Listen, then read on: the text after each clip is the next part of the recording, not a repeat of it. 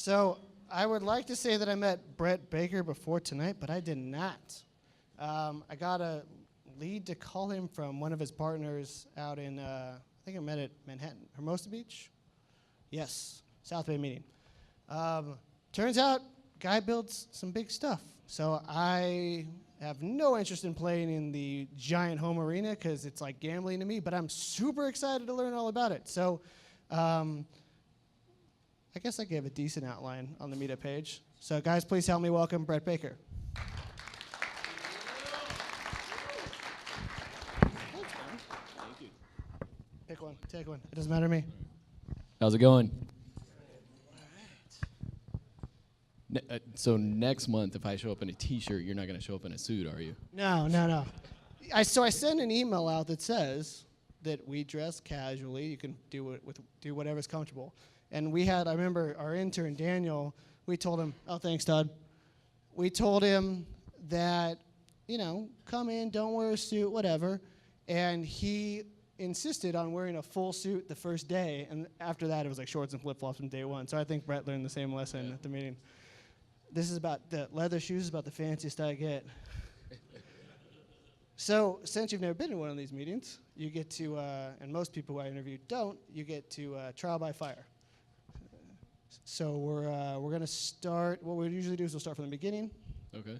Kind of get an idea of what you do now, go through a little bit of background, how you got here, and then kind of what you're doing moving forward, what your strategies are. So to start, kind of tell everybody exactly what you do now. What I do now, I am the business developer for a large custom home builder, Forza Construction, located out of Valencia.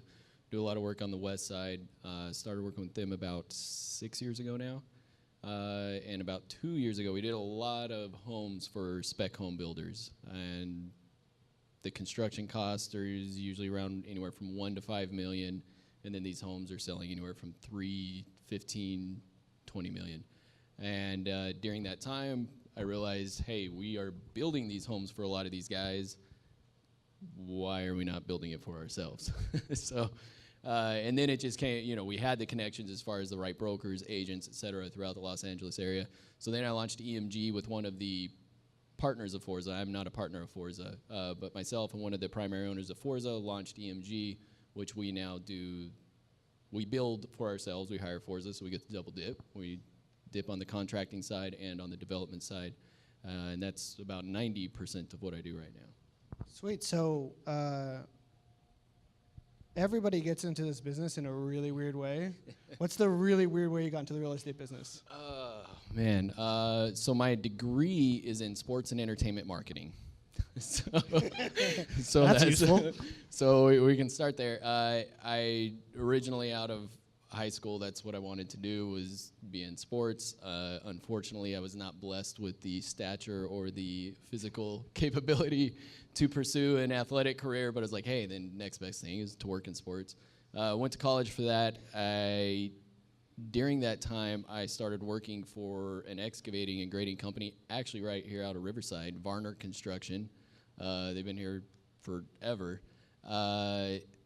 At the time, they had just come out with GPS technology for grading equipment, and it was the brand new thing. I was the 18-year-old kid, so by default, you're the one that gets to run the GPS equipment, and that was just kind of a luck of the draw thing. And it was, at the time, it was rocket science in the industry. I understood it pretty well, climbed up the rank there. Then I started working with my uncle, who's over here in the corner. That's Ron Turner. He owns a large custom building contracting company, as well as works for D.R. Horton, and started working with him, doing a little bit of project management, et cetera. And then from there went to Forza Construction. So didn't plan on being in real. It was supposed to be. Sure. I was supposed to be at a Laker game tonight, but it worked out. Here I am. Were you really supposed to be at a Laker game tonight? No. I'm like, man, because I feel like I won that battle. Damn, I was like, wow, my meeting's so awesome. Yeah. We gave up a Laker game. It turned out great. I mean, I love what I do. It's a lot of fun. I get to meet a lot of very interesting people throughout Los Angeles, and the projects we do are really, they're cool projects. They're fun, they're prestigious, and it's fun to be a part of. Sweet. So that was really concise. I usually don't get hear this fast. So now, day to day, what are you working on right now? Right now, so today I went down to Rancho Santa Fe. We closed on a deal there, a $2.1 million house. It's an REO. We picked it up. It was supposed to go to auction, but we were able to get in before the auction, grab it up. So we're closing on that next week, and we'll be flipping that house. The big one we're working on, we're in the pre-construction phase on it, and this is a joint venture project with a friend of mine in Bel Air, and it's going to be probably about a $25 to $28 million home in Bel Air on the hillside, ocean view, get to see Century City, really cool stuff with a big architect out of Israel. So that's the big ones we're doing right now, and then we have more of our mid-level stuff throughout Venice. We do a lot of homes in Venice. Venice is really being gentrified drastically. I don't know if anybody's been there recently. It used to be not a great area. It's now turned kind of it recently turned into a hipster city, and now there's Yahoo's there, Google's there, and they're bringing a lot of money into the town, and it's if you drive down there, we're one of probably 10 developers down there right now. And just taking all the old homes built in the 50s, building brand new, very modern, minimalistic boxes. But you're picking them up for $1 million, and you're turning around and selling them for $3.5 million. That's rad. So in that market, because we're working on a project out there, and we're kind of paying attention to it a little closer, I know that a lot of the the tech companies are starting to lose their funding, their next rounds. It's not quite there yet, but it's going to get kind of thin. I know the market's still like ridiculous, 20 days or less, stuff selling crazy fast. How do you adapt to I know it's not every buyer, but how do you adapt to a change in environment like that? So as a builder,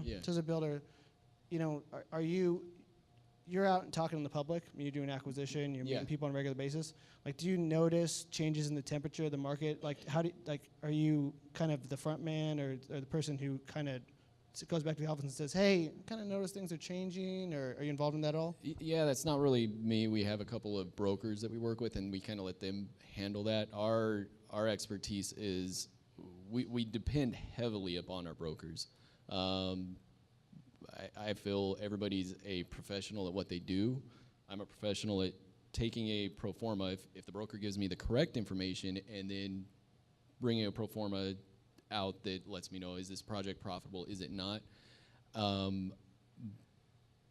But most of that, we depend on the brokers as far as the field. As far as Venice goes, yes, even though there's some of the funding loss, because of what's happened, it's kind of created a tidal wave effect of where you're getting a lot of other people that are not the tech people moving in just because the area is completely being renovated. That was totally a selfless question, just because I was worried about my own project. But I think you're safe.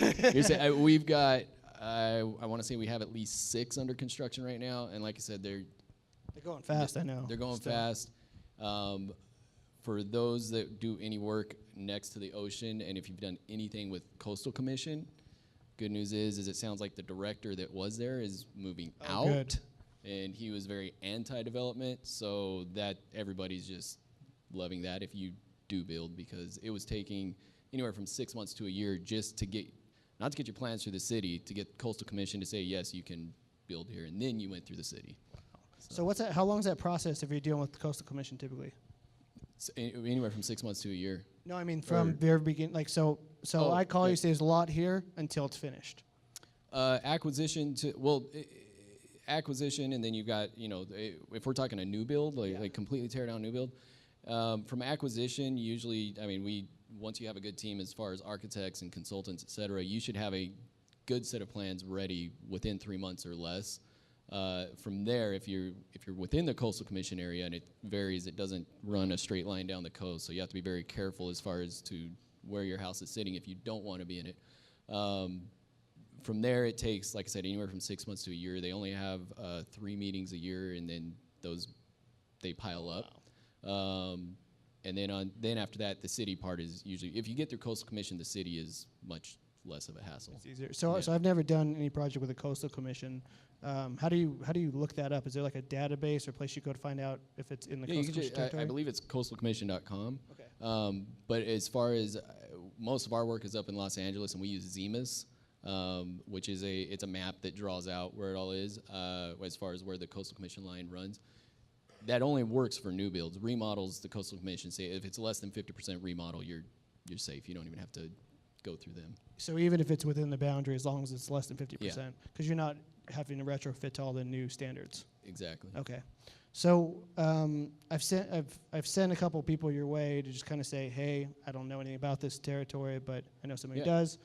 When somebody brings you a deal from like that, how does that process start? What kind of conversation do you have with them? What are you looking for?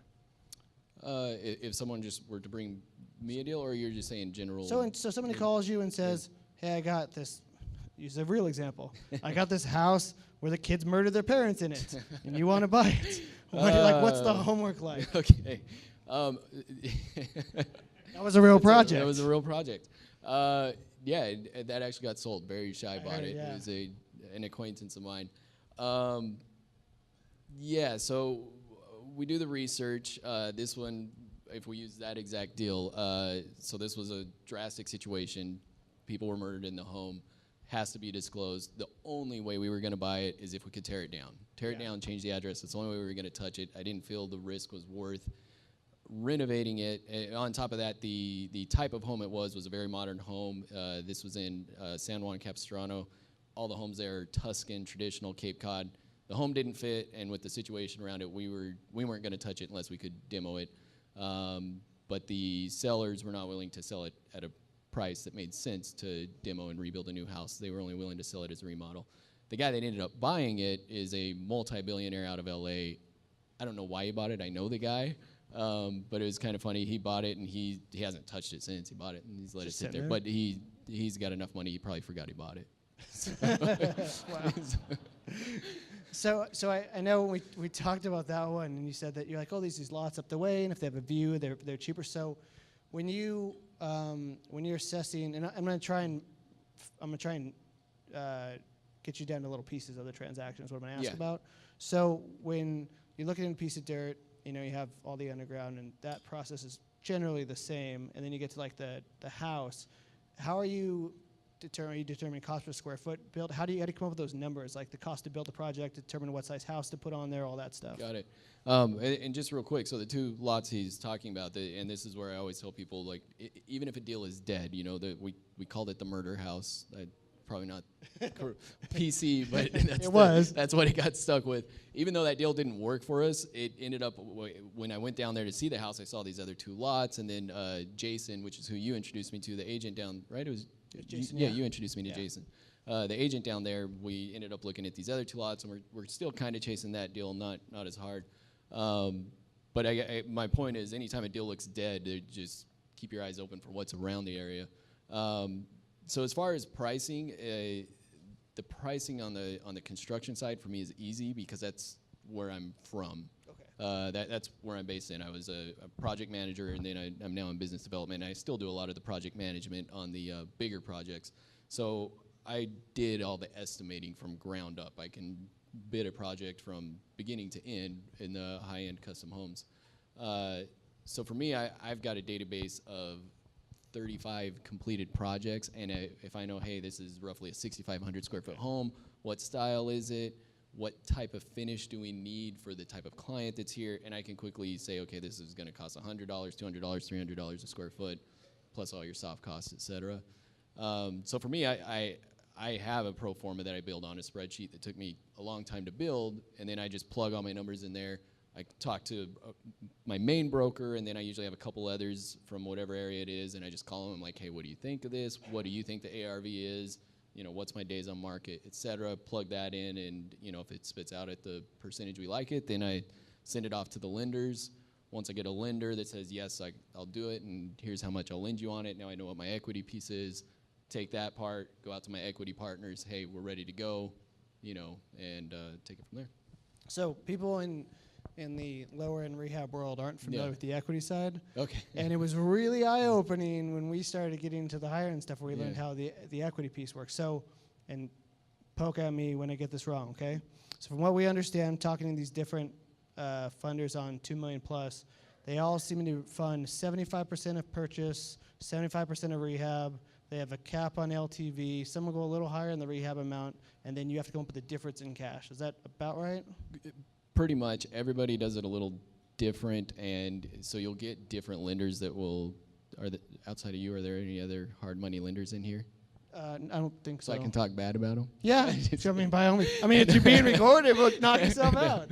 No, they'll advertise like any company does, and you'll see guys that'll come in and they'll be like, "We're going to give you 80% loan to value," and you know that's not the case once it all comes down. But essentially, yeah, you're going to get 70 to 80% of your loan to cost almost every time. 70 is pretty much the standard. 80 is if you have a good relationship. I have one guy that gives me 80. Everybody else at 70. And then, yeah, you're coming up with the rest. So just for an example, well, that one's not a good one, but just a previous deal, we're buying it, for $1 million. We know we're going to put, let's just say, $1 million into it. So we're $2 million in. They will give us roughly around 1.6, 1.7. We've got to come up with 300,000.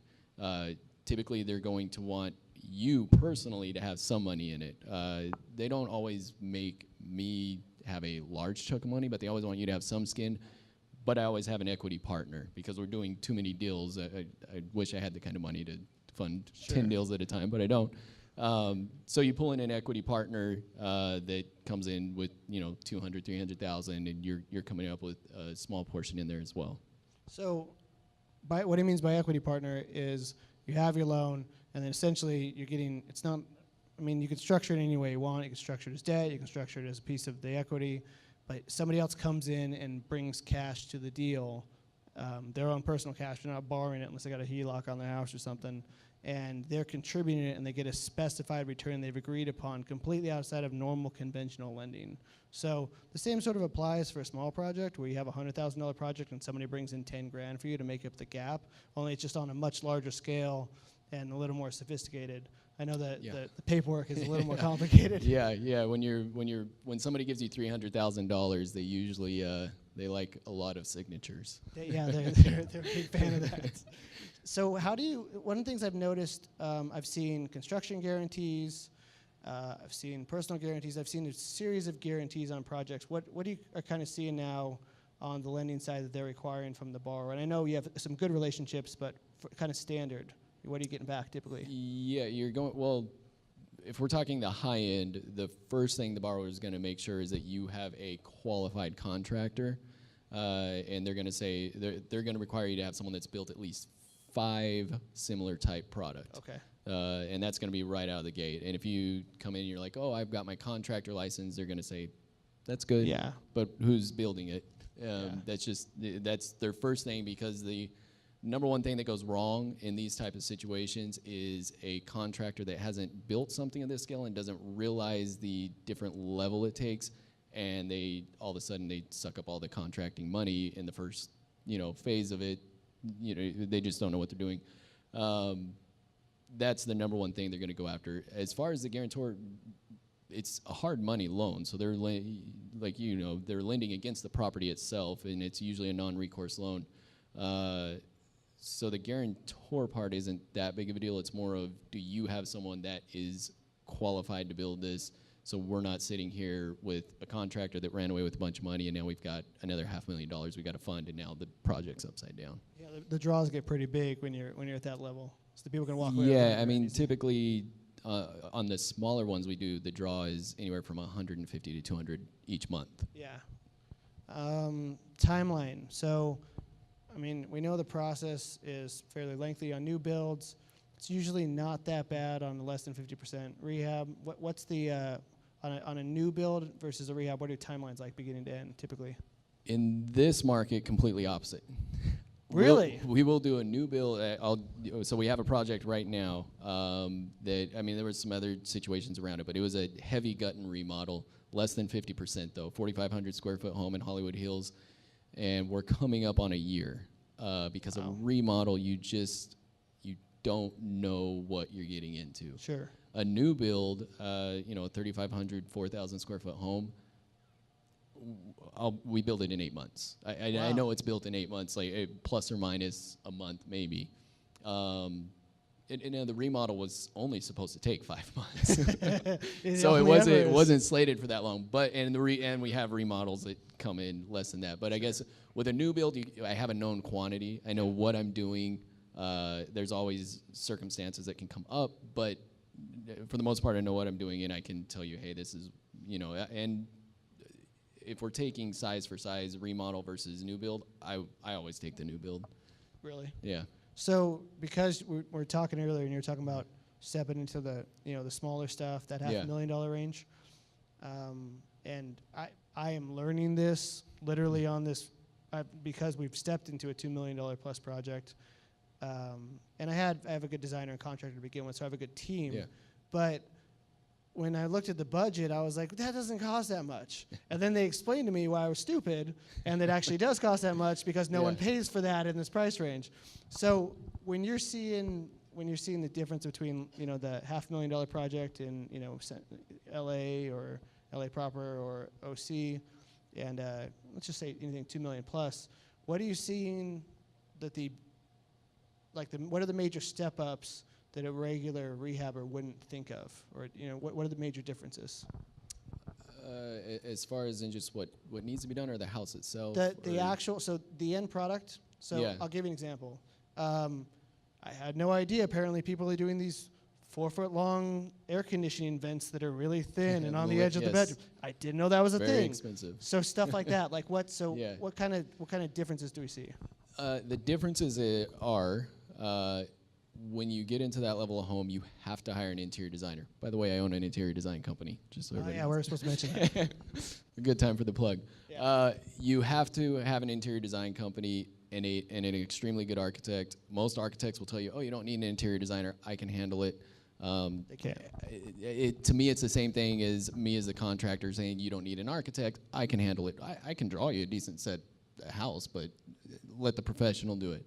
And the designers are good at staying up on the trends. When you get into that market, it's a lot about the trends. The people that spend that kind of money, they're not all of them, but a lot of them like to talk about what they have, and they want to talk about the new technology they have, et cetera.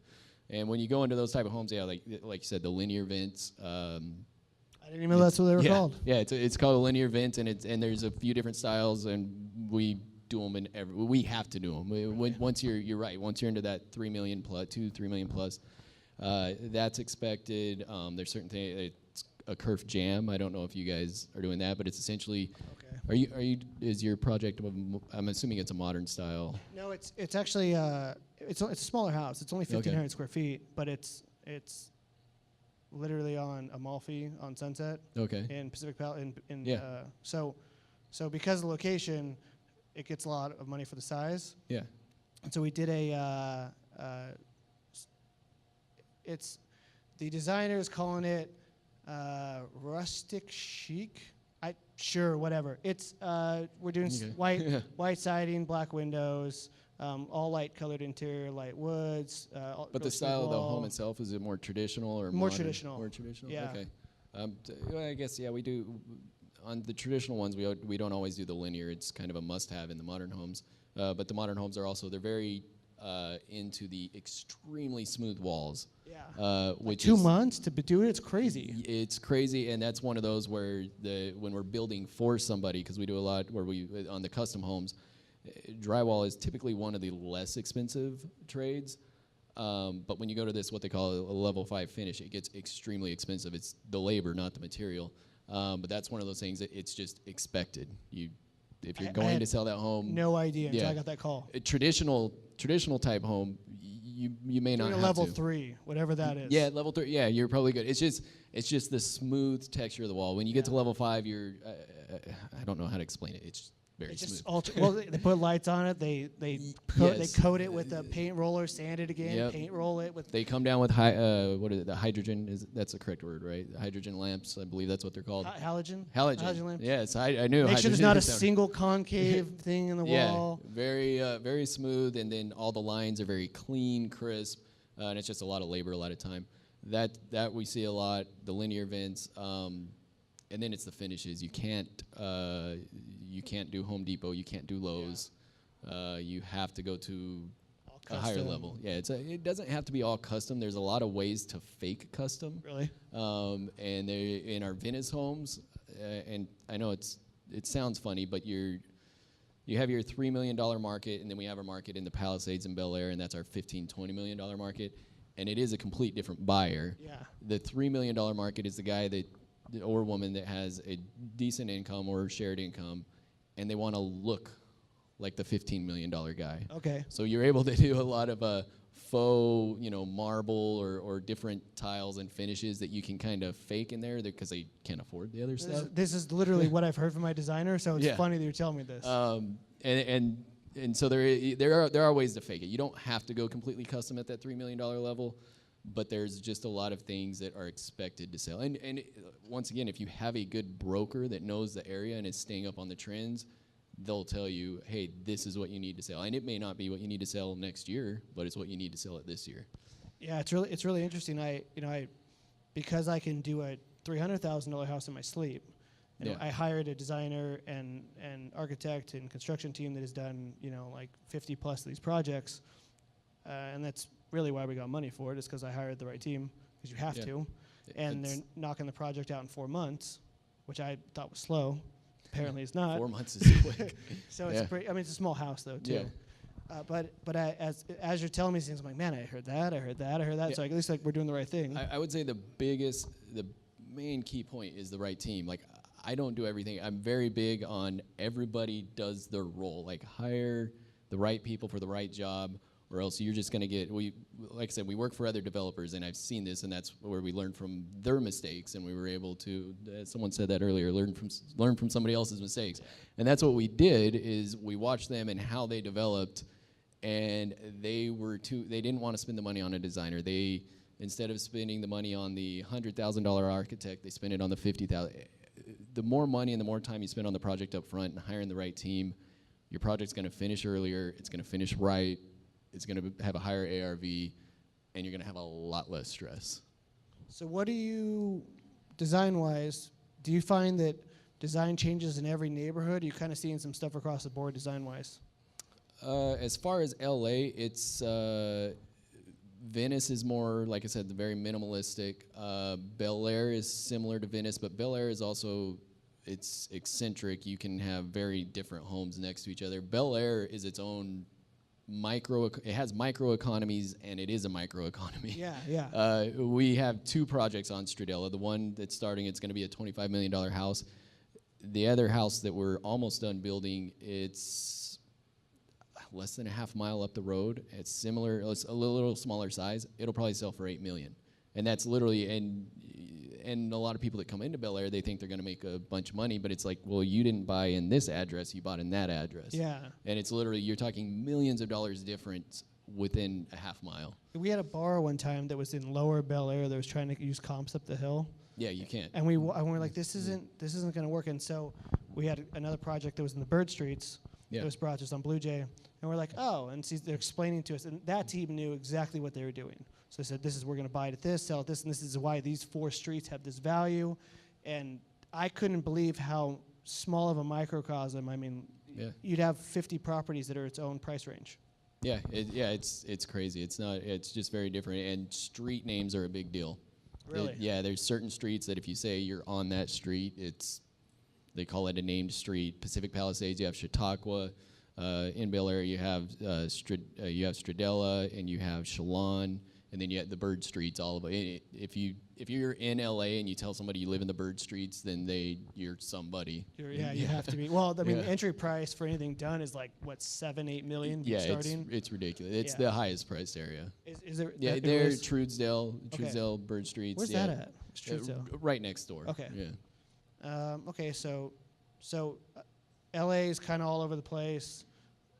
Venice is really minimalist. You're not really in Orange County yet. You kind of looking. No, that's where we're trying to. Well, actually, Rancho Santa Fe is San Diego County, so I skipped Orange County. Sure. but we're trying to get into Orange County. I'd love to get in there, but we're not really into Orange County. The other area I didn't mention, the Palisades, is more traditional. We've done some modern, but I would say 90% of what we do there is very traditional Cape Cod. Well, good. I'm glad that's exactly what we're building, because I was like, it's like literally the entire interior is exactly. How far are you? So you're on Sunset? I'm on Sunset and Amalfi, like on the corner. Okay. How far are you up from PCH? Or are you more on the 405 side? No, I'm less than 5 minutes. I mean, Okay. that's a stupid LA way to measure things. Yeah.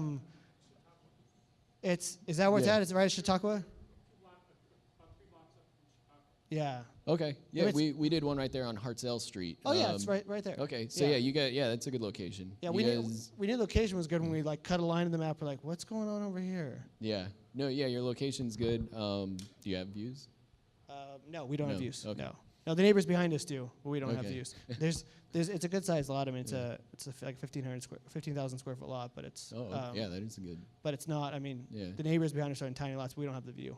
Okay. So the house is across and then behind. But us you're are just view. remodeling, not Just a building? remodel, Okay. yeah. But nobody wants to hear about my damn Sorry. project. Yeah. Sorry. So I just- I'm totally digging though for my own purposes. All right. Damn, I feel like we covered a lot already. Should I talk slower? No, it's perfect. No, it's so concise. Like a lot of people tell really like insane stories. You know, let's just. Does anybody have questions? What do you got, Charlie? Typically, what is your price per square foot on building? I know it's probably going to fluctuate within areas, but typically, what's that number? Yeah, and it's a major fluctuation. Venice is a good one though. You can kind of use because all the product in Venice is very similar. Right now it looks cool, but I'm afraid that in 4 or 5 years you're gonna drive there and it's gonna look like track homes because everybody's gonna have the same modern home. But in Venice we're building, and I qualify with a swimming pool with a roof deck because those are two of the big requirements in Venice. Everybody wants a swimming Really? pool and a roof deck. And you have to have one or the other. If you have both, that's great, but you have to have one or the other, or else your house isn't going to sell. It's just Really? I mean, it would, but For a lot less. yeah. We're building just under 300 a square foot. Yeah, it's a much different. You're building for 300 a square foot, but you're selling for about 900 a square foot. Yeah, it's a drastically different market. Then we go to Bel Air, the home we're going to build up there. It's a 14,000 square foot home, and we're going to build that for probably about 800 a square foot. Yeah, but that'll But sell dramatically more. That'll than the cost. sell for close to 2,000 a square foot. Yeah, I've Yeah. seen stuff like at 2,300 a square foot sales Yeah. price. It was Once crazy. again, and this is where I just caution people when they want to jump in that market.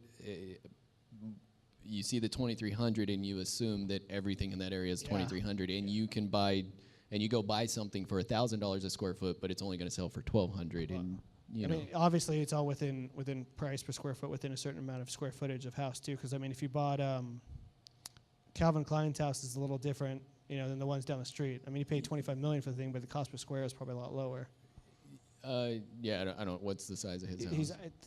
I think it's like, what was this? I think it was down to like $1,300 or $1,400 a square foot because it was Okay. it was like 22,000 square feet or 19,000 Yeah. square feet or something ginormous. Yeah, as soon as once you break that 10,000 square foot threshold in most areas, yeah, you take a pretty big hit.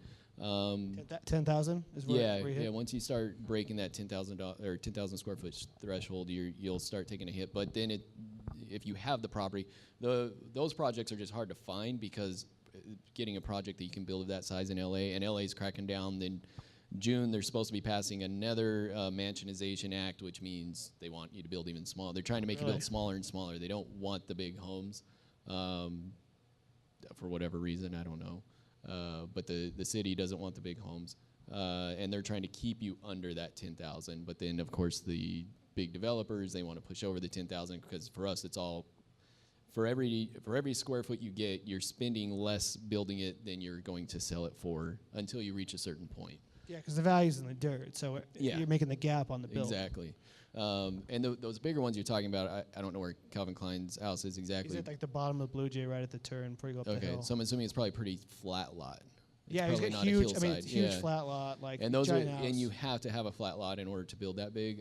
Not for the fact that you can't build on a hillside, but they just have a bunch of codes and regulations that stop you from building really big on the hillside. What kind of coverage limitations they typically have up there in Bel Air? Lot coverage limitations. You mean as far Percentage of lot size. I mean, Well, can you build on 30% of total flat lot? Or It's very weird. So you get a slope analysis, and it all depends on the percentage of the grade of your slope. Which, when you're in Bel Air, your slope can drop like a cliff or whatever. The steeper you are, the less you can build. okay. So it's not based that it can't be done because I mean we've done the one we're building right now.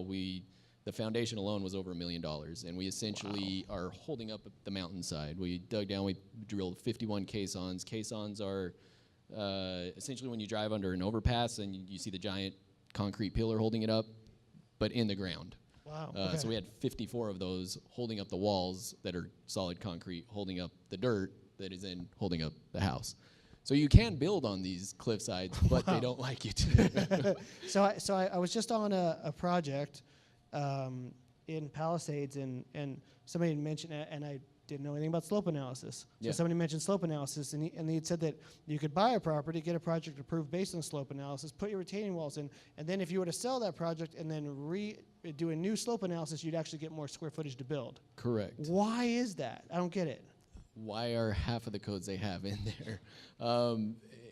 It's like I said, the slope analysis is all based on the pitch of your property. Yeah. The flatter it is, the more, I forget what the percentages are. I believe you get 50% of flat. So if you have a 10,000 square foot lot and 5,000 of it's flat, then you can build a 2,500 square foot house. Okay. But you still have the other 5,000 square foot of lot area, and it might be pitched at a certain degree. So you only get to count that at Whatever 10%, percentage. 20%. Okay. And so, yeah, what they'll do is you can buy it, grade it out, build your retaining walls, and now you have a 10,000 square foot flat lot, and now you can build your 5,000 square foot home if you resell it. But you can't okay. build it. You'd Yeah. have to sell it to someone else that could then build it. That's It's- interesting. Yeah, it's weird. Huh. Okay. See, Mike. Question, are you trying to close on the properties as soon as you can and then do the carrying costs for 6 to 9 months while you get approval? Or are you trying to delay the close? Yeah, delay the close. We typically go in, I mean, it obviously depends on each project, but we usually, if we see a deal we like, we get into escrow, tie it up as long as possible, and hope that we have the financing and everything in time for closing. On a $4 million type property, the very, very low end stuff, how much are you spending in architect, interior design, and getting approvals before you close? You're gonna spend, yeah. So you're saying on a 4 million sale, not a 4 million acquisition. Yeah. $5 million house, how much are You- you spending before you break ground? Before you break ground, you're going to spend. Architects are typically, you're looking at 10% of your construction cost. That's a good way. If they're charging you more than 10% of your construction cost, you're getting ripped off, and you need to talk to the negotiating guy. Typically, it's 10%, and that would include your structural engineer, could include your soils, and a couple of your ancillary consultants. So yeah, you're looking. Your construction costs on that would be roughly $1.5 million, maybe a little less. So you'd be spending close to 150.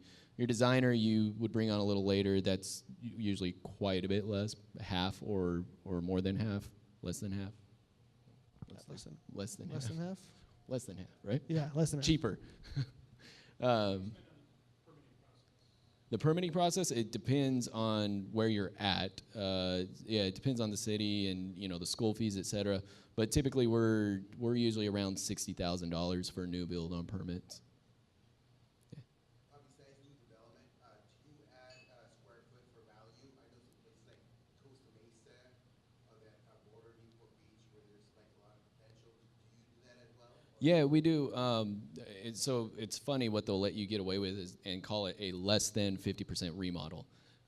We actually did one in the Palisades that we tore the house down to essentially 2 steel beams.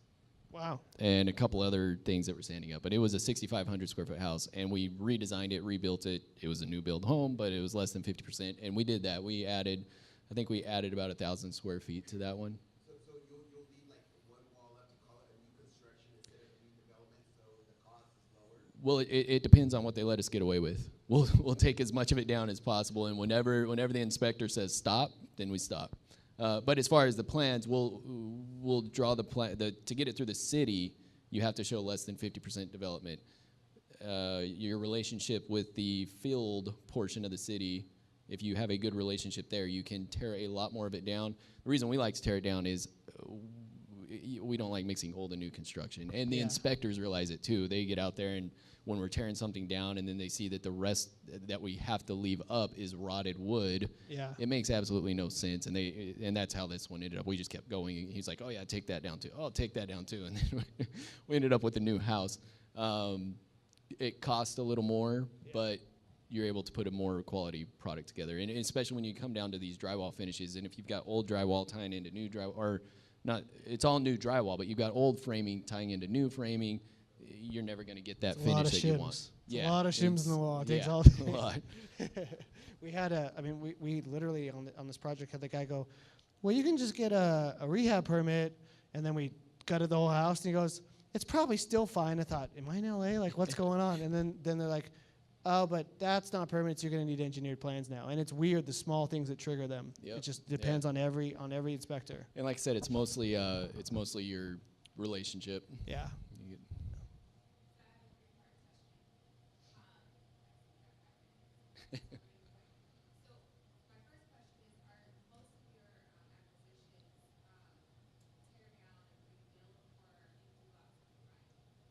Most of them are tear down and rebuild. Lenders don't like to lend on empty lots. It's riskier for them. I'm not sure the entire math behind it. I haven't gotten into it, but I know you might be able to explain that better. I could tell you So what. I can pass that on to you, but I know we stay away from the empty lots traditionally because when we do it, the lenders have told us we don't like empty lots. For the most part, when we're looking at an empty lot, and we don't lend on empty lots at all. There's a lot of reasons the project doesn't start. Almost every time there's a structure there before, the structure can be rebuilt. So we'll tell a borrower, you have to have plans fully approved. And if we have approved plans, and RTI. yeah, exactly. If you have plans ready to go, then fine, we know it's approved. But you'll hear a lot of lenders say that they'll lend 30% on dirt of value. I mean, really, really limited.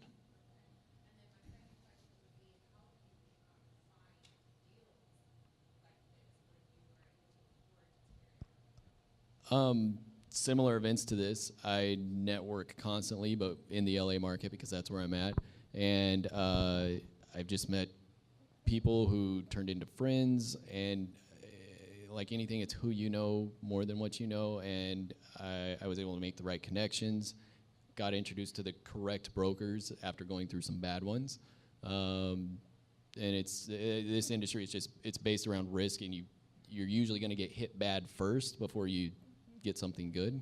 But yeah, as far as finding deals, once again, that's where I lean on the professional, and luckily I've made some very good connections with very good brokers, and they go find the deals. So I personally, I have about 6 brokers that bring me deals, and they all know, send me everything you got.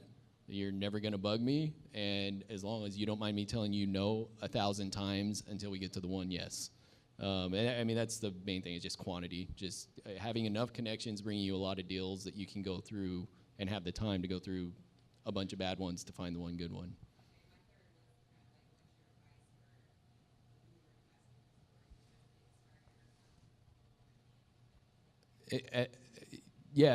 That's coming.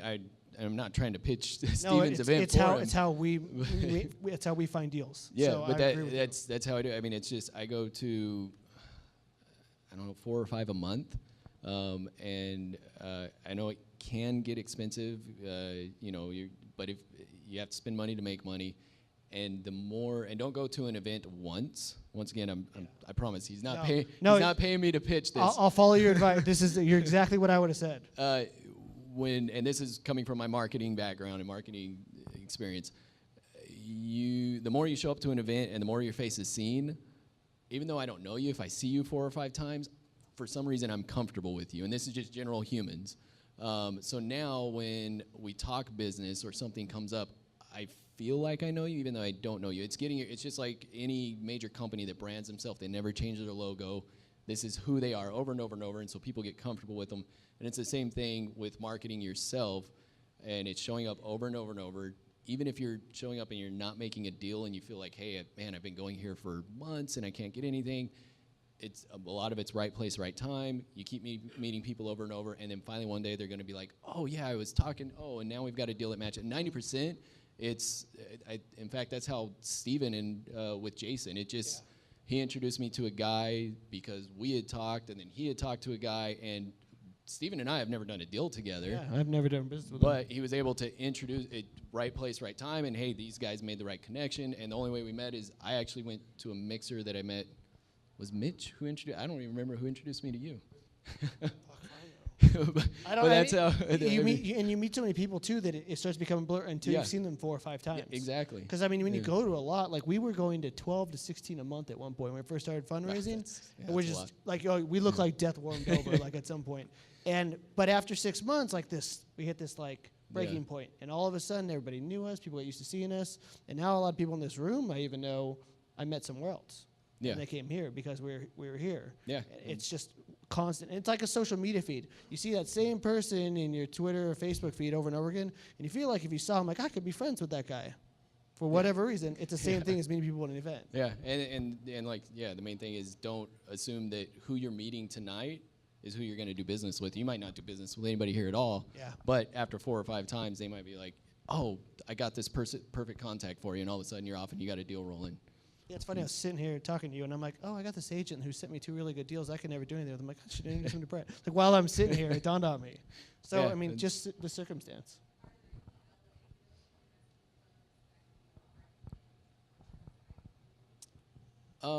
Yeah, I would put you in touch with my main broker, Adi, and I don't mind. I can send an email, and, Yeah. and he's the one that runs most of those.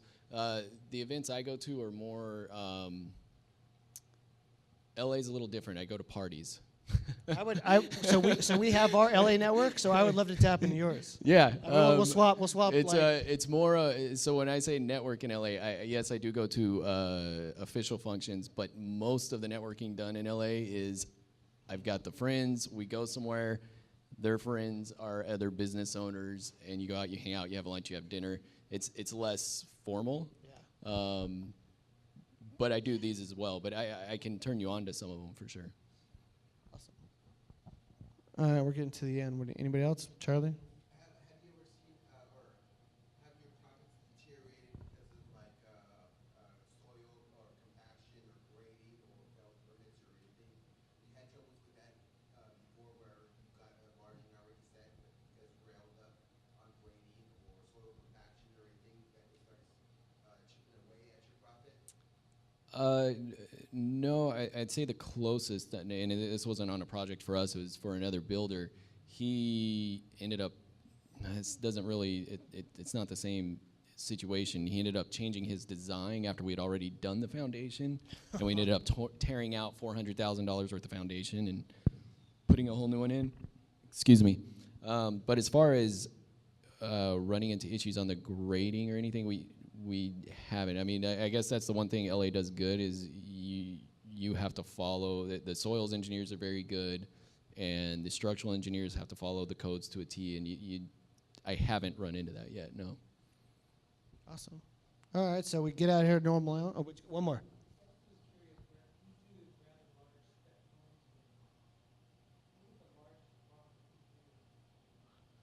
He wants to know how big the check was in the biggest project. Everybody always wants to see the check. I'll give you the most profitable as far as percentage, and then the profits went different ways, equity investor, et cetera. We did a project in Venice, and we kind of actually set the market. This house sold, it'll be 4 years ago now. We bought it for $1 million. We put just over $1 million into it and sold it for $4 million. That's sweet. Now, this was an outlier purchaser. It was a multi-billionaire for Canada that bought it for his daughter because she wanted a house. They went in and they gutted everything and remodeled it.